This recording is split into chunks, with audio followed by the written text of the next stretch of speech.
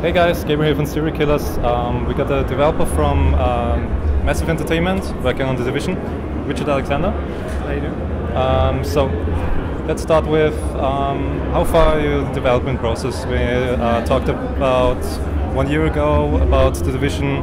How far have you been now in the development process after 1 year, or how far are you to the release launch?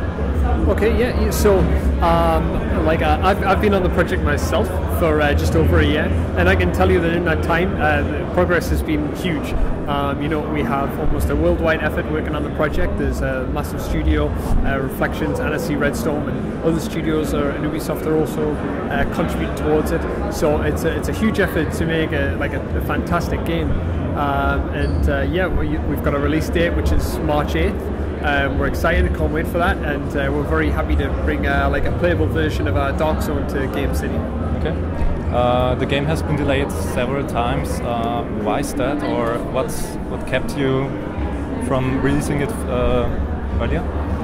It's quality. I mean, it's not that the quality then was bad. It's just about let's allow us to have the time to make it the best game that we want it to be. So that's March 8th now, and any reason that now it's then instead of 2015 is just to give us more time to bring the quality, balance it, get the fine tuning, make sure it's working. You know what I mean? Make sure that we're going to have a first a beta on Xbox One in December, and that's going to be huge for testing all of our servers, all of our setup, as well as what the players and the fans think. Okay, so maybe let's talk about the multiplayer. I mean, it's a big open world. Maybe can you give us any intel on new modes, or what are you planning for the final game? So, I mean, we have it's an online open world RPG, and with that you have the area of Manhattan of New York, and that's where our game's set. After a virus outbreak, a pandemic, it's levels kind of society. It's society's on its knees. It shows the fragility of society when something like that happens. And in the middle of all that, you have the Dark Zone, and the Dark Zone is our player versus player area.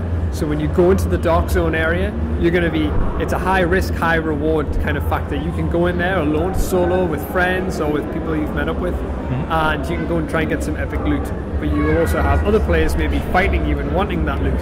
So it's a really high stakes area, and it's something different than what you would find in, say, the open world areas around. Okay.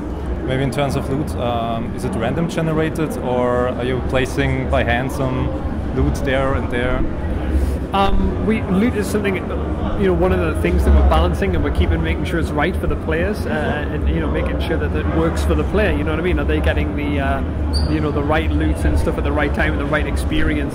I can't go into too much details, but what I can say is that we'll be making sure to kind of reward players for taking on some of our heavier challenges. So yeah. Okay. In terms of maybe it's not the right competition, but I think Destiny. Is it going to be like Destiny with raids, or what can players expect from the future from The Division? Well, I can't talk about other titles, but what we offer is kind of we see it as a true RPG. You're going to take a character, customize that character, level that character up, get it gear, get it loot, get it skills, and you're going to go out there into the world, and you're going to be going seamlessly from the open world into the PvP. You can do it alone, or you can party up with friends and do all of the encounters together or solo. And that's what the Division offers you. I mean, it is in New York, it's an iconic place. It's an absolutely, we all know it from movies and TV shows, and we've created an amazing representation of New York in this crisis. And it's a Clancy game as well, and obviously with Clancy you expect tactical kind of shooting and kind of tactics, and that's there as well. There's a lot of depth, and there's a lot of content there.